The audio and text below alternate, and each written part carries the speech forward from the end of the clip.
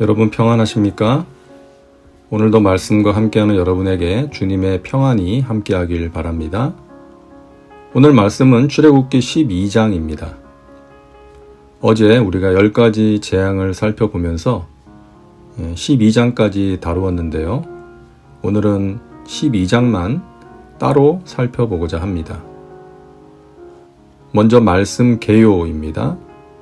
1절부터 20절은 유월절과 무교절에 대해서 하나님께서 이스라엘 백성들에게 말씀하시는 내용이고, 21절부터 28절은 이스라엘 백성들이 하나님께서 명하신 규례에 따라 첫 번째 유월절을 지키는 내용입니다. 29절부터 36절은 10번째 재앙인 처음 난 것이 죽는 재앙이 임하는 내용이고, 37절부터 42절은 이스라엘 백성들이 드디어 애굽 땅에서 나오는 내용입니다. 43절부터 51절은 유월절 규례에 대해서 하나님께서 말씀하시는 내용입니다. 다음은 말씀 묵상입니다. 하나님은 모세를 바로에게 보내셨습니다. 그리고 10가지 재앙을 내리셨습니다. 9가지 재앙이 내릴 때까지 바로는 완악한 마음으로 하나님의 말씀을 거역합니다. 이스라엘 백성들을 보내지 않았죠. 그래서 마지막 10번째 재앙을 내리십니다. 애굽에서 처음 난 모든 것이 죽는 재앙이었습니다. 이 재앙이 내린 후에 바로는 두 손 들고 항복 선언을 하고 이스라엘 백성들을 애굽에서 보냅니다. 하나님은 이 10번째 재앙을 내리시기 전에 이스라엘 백성들에게 유월절을 준비하라고 명령하십니다. 그리고 말씀하신 대로 애굽의 모든 사람과 짐승에 처음 난 것을 치셨고, 애굽의 모든 집에 통곡 소리가 가득하게 되었습니다.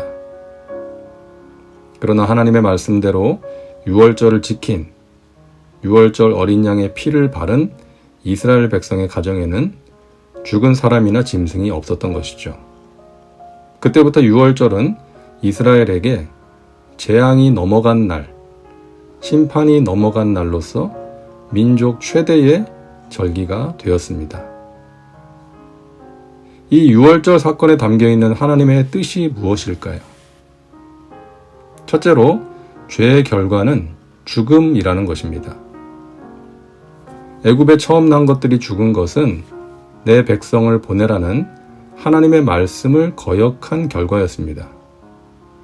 다시 말하면 죄의 결과였던 것이죠. 죄는 무엇입니까?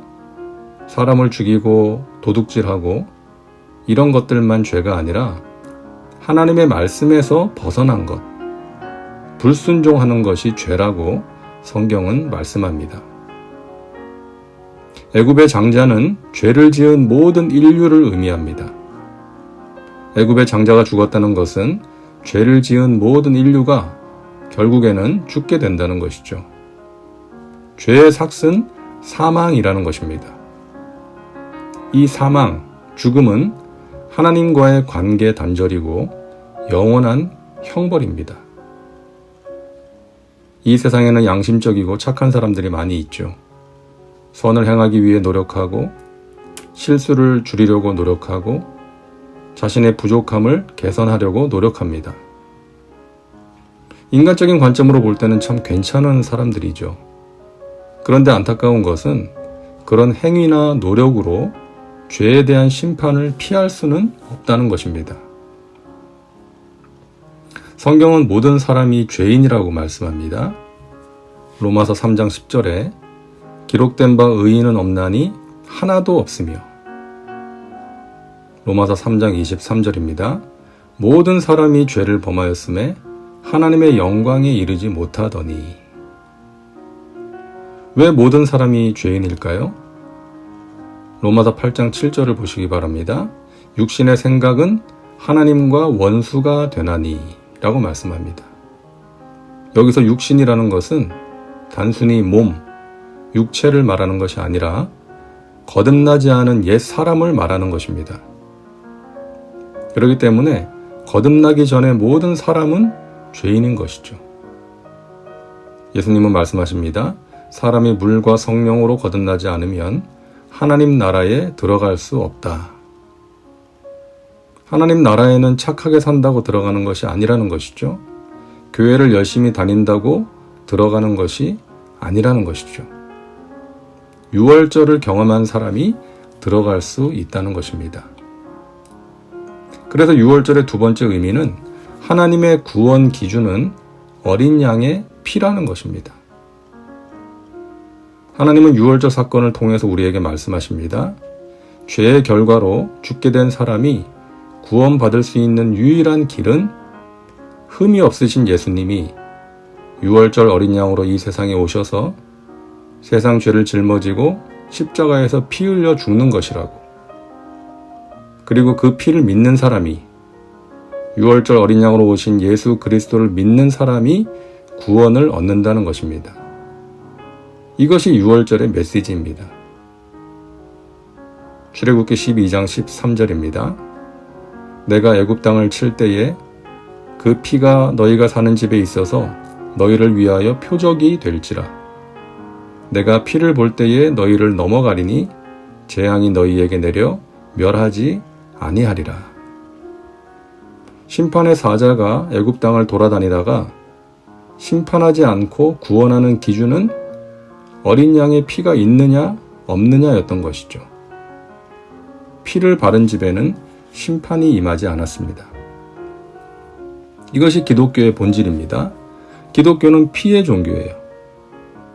그래서 옛날 성경을 보면 빨간색으로 칠해 놓았죠. 피를 상징합니다. 하나님의 말씀에는 피가 흐르고 있는 거예요. 창세기에도, 출애굽기에도, 레위기에도, 요한계시록에도 피가 흐르고 있습니다. 피가 없이는 어느 누구도 하나님의 심판을 피할 수 없고 구원에 이를 수가 없는 것입니다. 바로 어린 양 예수 그리스도의 보혈입니다. 그 보혈로 우리는 하나님께 나아갈 수 있습니다. 보혈로 죄 씻음 받고 정결하게 됩니다. 보혈로 마귀를 이길 수가 있습니다. 그래서 우리가 찬양하는 것이죠. 나의 죄를 씻기는 예수의 피밖에 없네. 다시 정케하기도 예수의 피밖에 없네. 주의 보혈 능력 있도다. 주의 피 믿으오. 주의 보혈 그 어린 양의 매우 귀중한 피로다. 유월절의 세 번째 의미는 구원은 가장 긴박한 문제라는 것입니다. 이스라엘 백성들은 하나님의 말씀에 따라 긴박하게 움직입니다. 1년 된 어린 양을 구해야 했고요. 정하신 날에 그 양을 잡아서 그 피를 문설주와 임방에 바르고 고기를 불에 구워 먹되 허리에 띠를 띠고 발에 신을 신고 손에 지팡이를 든 채로 급히 먹었습니다. 그들에게 이보다 더 급하고 중요한 일은 없었던 것이죠. 자신과 가족들의 생명이 달린 문제였기 때문입니다. 세상에서 가장 급하고 중요한 문제는 무엇입니까? 이 생명과 관련된 일이죠. 구원과 관련된 일입니다. 영생과 관련된 일입니다. 다른 것은 지체하고 늦추더라도 이것만은 서둘러야 합니다. 여러분은 이 문제를 해결하셨나요? 어린 양 예수의 피로 구원 받으셨나요? 오늘 죽어도 천국 갈 수 있다고 믿으시나요? 여러분이 사랑하는 사람은 어떤가요? 우리에게 이보다 더 급하고 중요한 문제는 없습니다. 이미 어린 양의 보혈로 구원 받으신 분들은 그 은혜에 정말 감사하시기 바랍니다. 그리고 누군가의 구원을 위해서 기도하시는 분들 포기하지 마시고 모든 믿는 자에게 구원을 주시는 그 은혜를 사모하면서 그 복음을 열심히 전하시고 기도하시기 바랍니다. 다음은 말씀 적용입니다. 오늘 말씀을 통해 당신에게 주시는 메시지는 무엇입니까? 당신 주위에 긴박한 구원의 문제를 해결하지 못한 사람이 있다면 간절하게 기도하며 구원의 길로 인도하시기 바랍니다. 이제 기도합니다. 사랑과 은혜가 풍성하신 하나님, 오늘도 말씀과 함께 살게 하시니 감사합니다. 6월절 어린 양의 피로 우리의 죄를 사해 주시고 구원해 주시니 감사합니다. 그 보혈의 능력으로 우리를 새롭게 하시고 영원한 생명의 길로 인도해 주시니 감사합니다.